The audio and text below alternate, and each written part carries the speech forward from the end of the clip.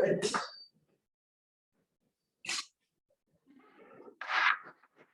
to order the regular meeting for the Oneonta City School District Board of Education for Wednesday, November 3rd, 2021. We'll begin with the Pledge of Allegiance.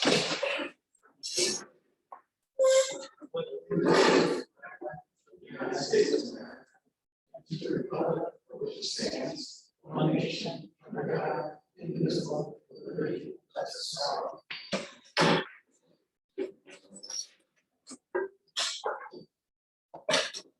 Have the roll call, please.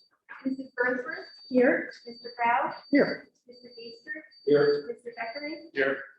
Mr. Anthony? Here.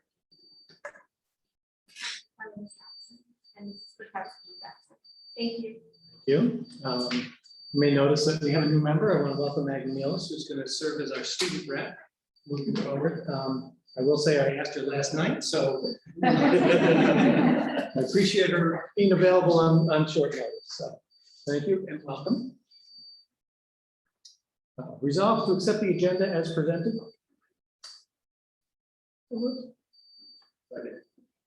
All in favor?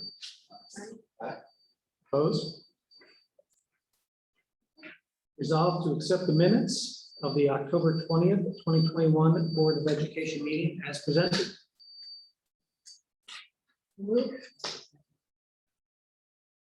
Second. Okay, any discussion?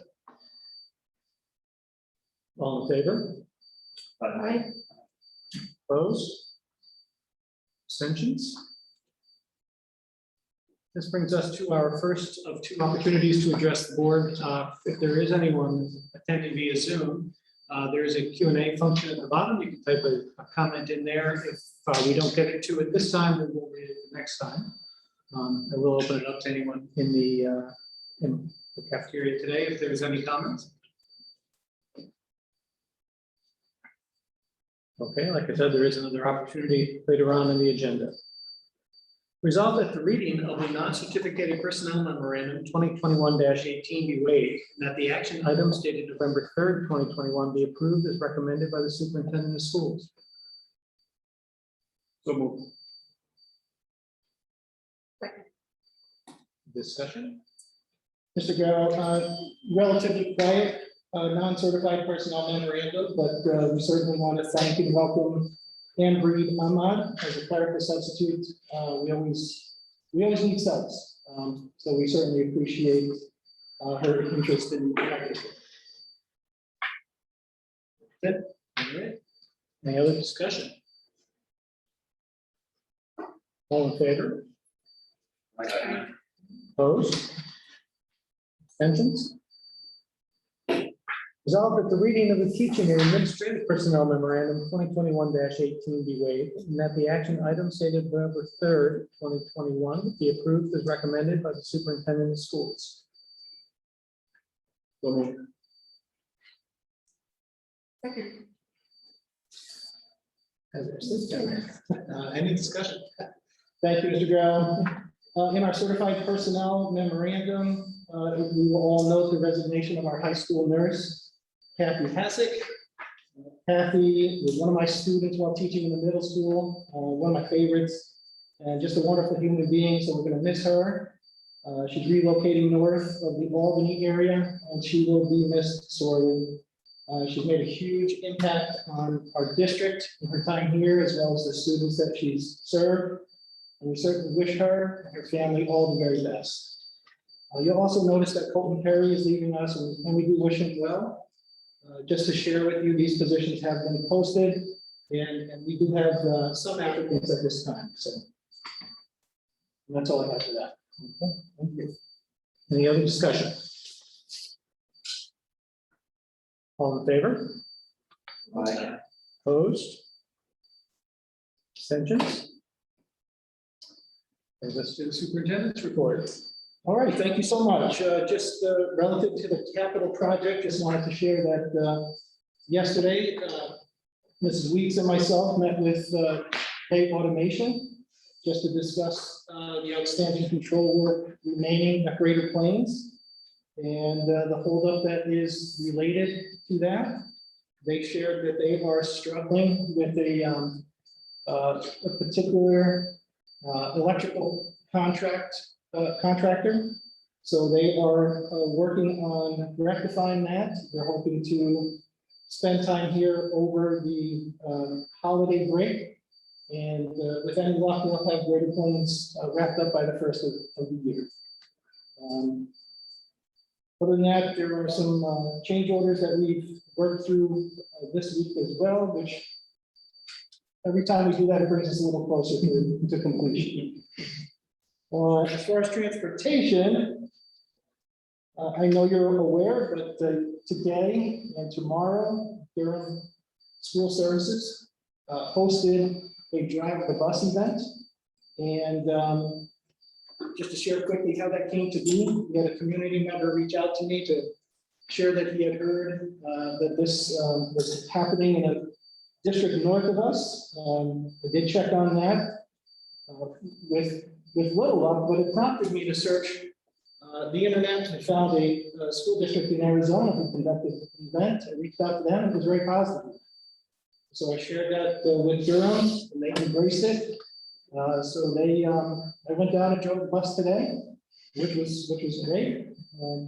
You know, it is interesting because you see Durham School Services in our setting, and you kind of build an image of that organization. Today with folks from really up and down the Eastern Seaboard that came in for this event, I think you start to realize what a large organization it is. So they had human resource personnel on hand today that, you know, folks who were interested could, you know, be expedited through the process. And they did receive some applications or help folks work through applications today. I'm not gonna lie, I enjoy driving the bus very much. Senator Overracker also made a stop for the event, so we certainly appreciated that. Did he drive a bus? You know, he was a bus driver. Oh, really? Yes. So he didn't drive the bus, but when he was sitting on it, he was recalling all of these stories. And it took him back to a nice time. And you know, the relationships and the families. And, you know, when you hear stories like that, you truly understand the impact of bus drivers. You know, and so it was a nice event. It was a little dicey when it started to snow. I don't think any of us liked that very much, but hopefully tomorrow will be better weather. I kept it under 100, which was good. So, it was a nice event. Weekly student COVID testing. I just want to share that not only us, but most schools in this region are in a bit of limbo right now. Testing supplies are a rare commodity. Many schools in our area have already run out of the rapid antigen test to even to conduct their weekly staff testing. We're not there yet, which is good, but you know, until we have a supply chain that can help us with student tests, we're kind of in limbo at the moment. So more to come on that. Just updates relative to COVID itself.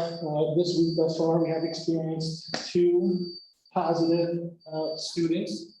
And just want to share that our entire district community is doing a wonderful job taking the precautions necessary to keep quarantines at a minimum.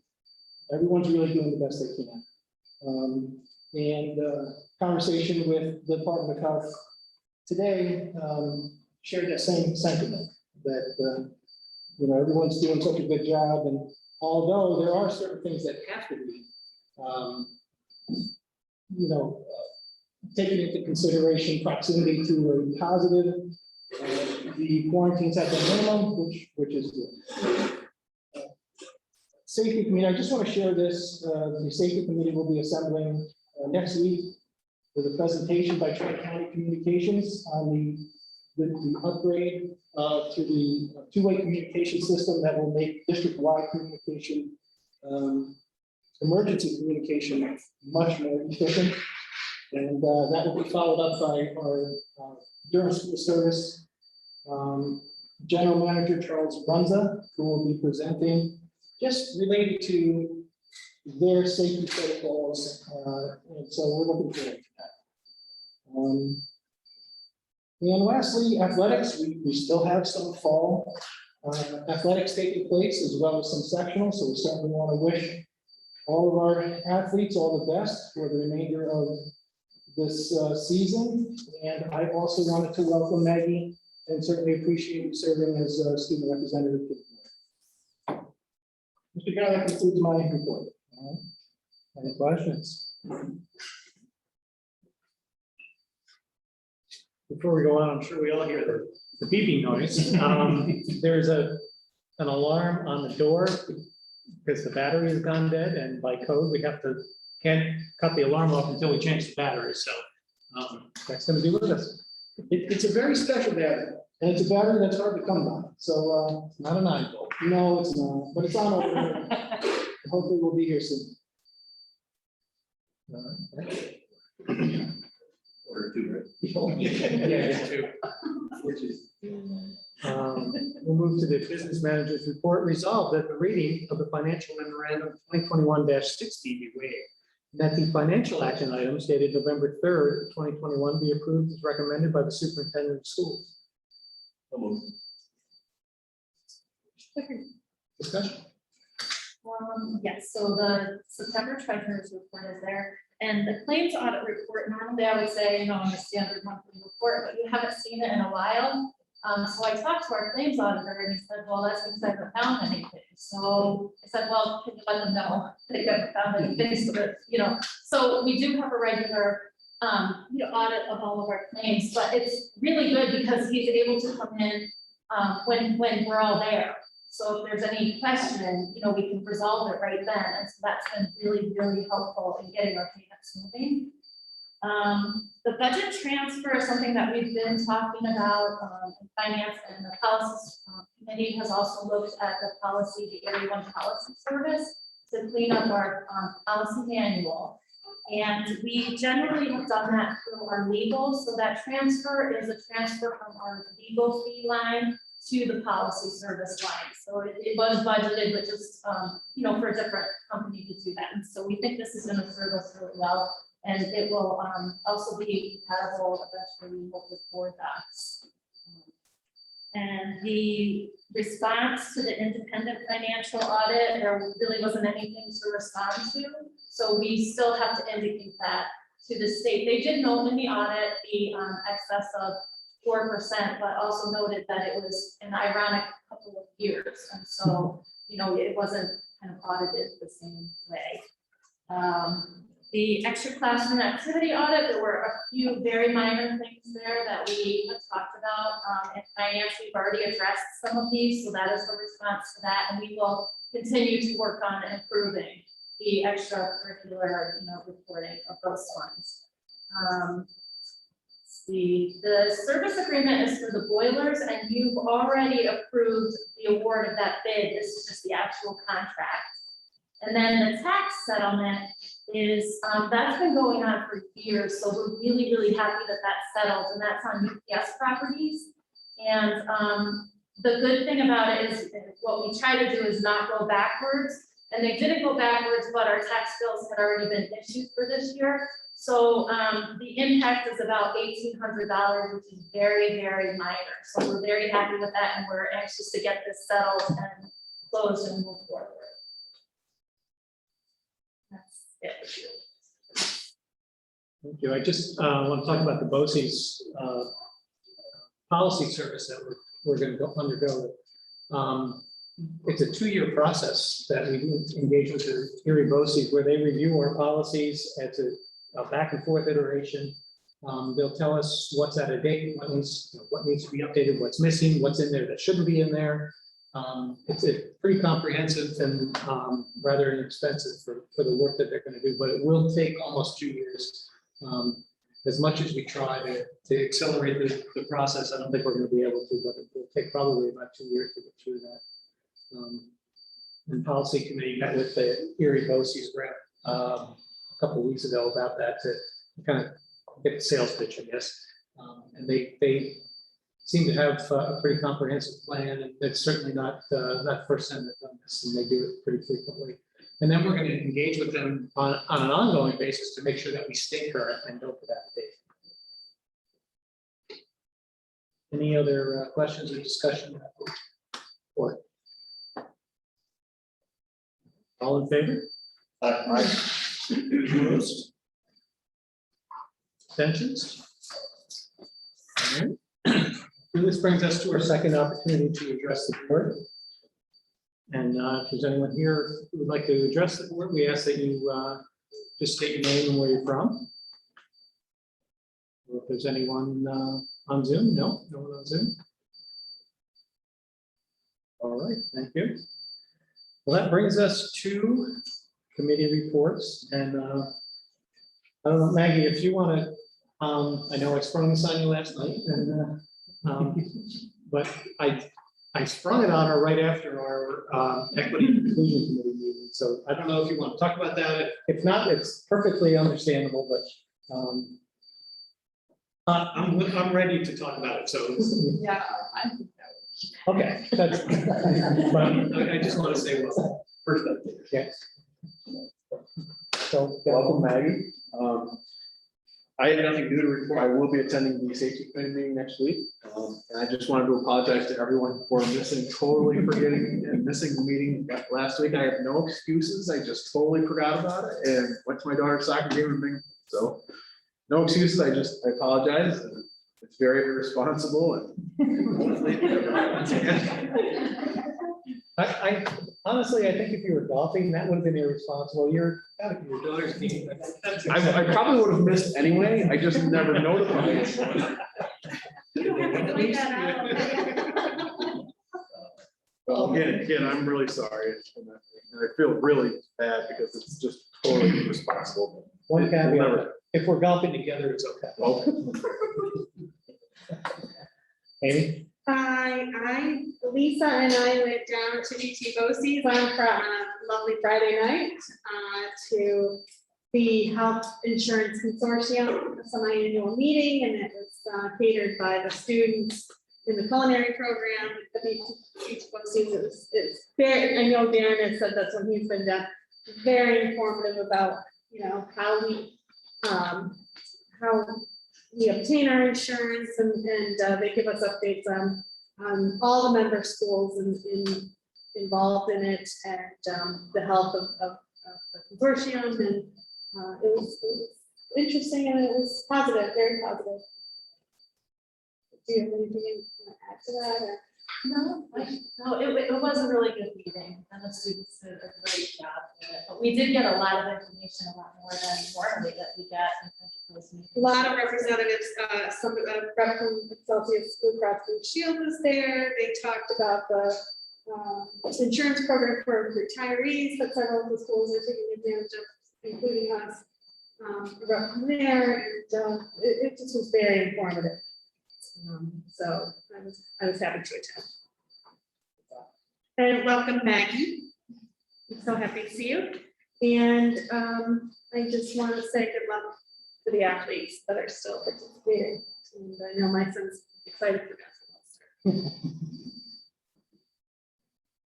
basketball. Yes, I don't have anything to report for the committees as well. Really just welcome Maggie. Thanks for helping us. Really about it. Nothing more to add. I'll let Sean do the long-winded speech. Maggie, thank you for stepping up. It's good to see your face down there. We haven't seen. Safety committee, I'm just gonna add to Darren. So I'll be at the meeting next week. Looking forward to it. What has to be offered. Congratulations to Carrie Madison on her appointment as a teacher's assistant. Definitely well needed. And unfortunately, the resignation from Kathy and Colton, we're gonna miss you too, but wish you both the best. I mean, maybe one when we were talking about Durham, when we talked to the senator, when he made comment about the stories, and it goes back to what I think I keep saying this time and time again. You always make the comment. First impression is last impression. These students, the first person they see when they get on the bus in the morning is what they think is an employee of the district. It's the bus driver, and it really can make or break a kid. And having him tell these stories and how it is a family thing, that it's a day in and day out, these kids get to see the same person now. It really makes a big difference, whether it's a smile on their face or just get on the bus. You know, it's so important. So I think it's something that I'm sure during with the HR, they emphasize with their drivers, but it is very, my opinion, very important. Last thing, the sports. I know we got a couple of even went on to the sectionals. I went to the volleyball game last night, and wow, they did great. I mean, they're very exciting. I just got a question about that, the section for, I went on their website last night. It shows that the next game is supposed to be Thursday night or coming up. Is it out of town or is it in town? Because according to the bracket, we're the higher seed, which means we would have the home field or home court advantage. Do we know whether or not we're home or away, Thomas Edison? I think it's away. Is it? Because the two teams we were gonna play was either Thomas Edison or I can't remember the other team, and they were lower seeded than us. So we're just curious. I might have an answer before. That'd be great because it was so exciting to watch these girls, you know, they went to battle last night. They did a great job. But other than that, I have nothing else. Thank you. Thank you.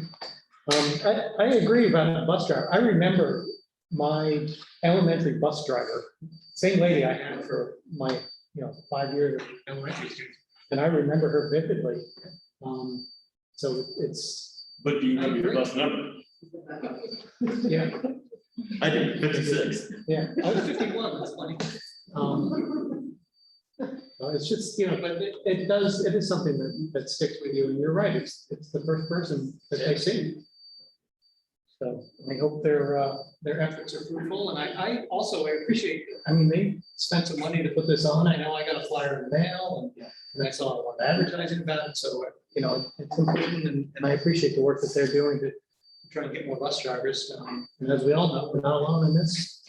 Part of the work that was done today with their corporate folks is they actually sat down and drafted a policy for these types of events to take place throughout their organization. But, I know I had shared this, but I had attended the legislative Zoom with Congressman Delgado and Senator Oberacker and Assemblyman Miller and Hinchy and Salka. And I had 10 minutes to share, just an overall picture of Oneonta and express our concern related to transportation, as well as substitute teachers, which really seems to be an issue throughout not only our BOCES, but throughout the country.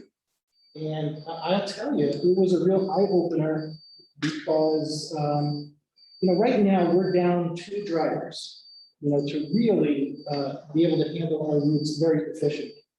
But there are some schools in our district that, need 16 drivers and they only have 6. It's a real concern. So Reggie does a great job, still trying to acquire substitutes for our district, and we have plenty, but it still is a tricky time with COVID. We have 100 or so substitutes. On any given day throughout our district, we might need, between 10 and 20, which doesn't seem all that much when you have 100. But when you take that 100 and you pare it down as to, who is comfortable working during COVID, who's comfortable working in the high school setting, the middle school setting, the elementary setting, it really narrows that down considerably. So, so we're not alone in that, but I can tell you that we're considerably more fortunate than many places. So Maybe we should hold a job fair open house for substitute teachers like we did. Mr. Olay threw that out there. Reggie's been putting together a night. So, and even the purpose of driving the bus is, so if you've ever been interested, but you've never, sat behind the wheel of a bus or taken it for a little spin, you might be intimidated by it. And with substitute teaching, I know we talked about, bringing in some of the more experienced substitutes that we have, to have them on hand, to share with anyone who might be interested, who might not exactly know what it's like to be a substitute. So we'll see. I don't know if we're gonna bring a grill in here, but. Oh, wait, there was food? There was food. But it was snowing. No, there was no. Also want to let people know that this will be the last meeting that we do on Zoom, that we just haven't had anybody on it, so unless we're forced to meet via Zoom, we're gonna suspend our broadcasting of the meeting. I think, personally, I think it was very good news that the FDA approved COVID vaccine for kids. And I'm hopeful that parents, heed the advice. I know I heard, there's a lot of discussion, and I heard, one thing I heard today from a lot of pediatricians was getting COVID is much worse than any risk you can take with the vaccine, and that's why they're recommending it. And they did say you need to talk to your pediatrician, and I think that's good advice. But, hopefully we really start to turn the corner and people start to get their kids vaccinated. I'm hopeful. And I have expressed our interest in hosting a clinic with the Department of Health, like we did last year. So there's more to come on that. And we did have an equity and inclusion committee meeting last night. We had some discussion about how to better tool our teachers and support them in discussions around equity and inclusion. And not only better tools, but better processes for having those discussions. We also had a really good discussion with the students about ways for them to raise their concerns, not only with each other, but with the administration. And they're going to be able to formulate a club in some way, or meetings. It wasn't really, didn't want to make it seem formal. But I think they're going to have some really good discussions. Maggie was very involved in that discussion, and it's going to help with that. But I'm very happy we were able to get this committee back off the ground after the summer meetings. And I think the student input is going to be vital to things that we do and to help inform the committee as we move forward. Our meeting began on the 16th and then again on the 30th. So we have a couple more meetings scheduled, and we are also out there looking if some other people have expressed interest. So having people contact me if they're interested in serving on that committee. That's all that I had, and I will entertain a motion to adjourn to executive session for the purposes of special education and personnel. All in favor? Opposed? We're adjourned. Thank you.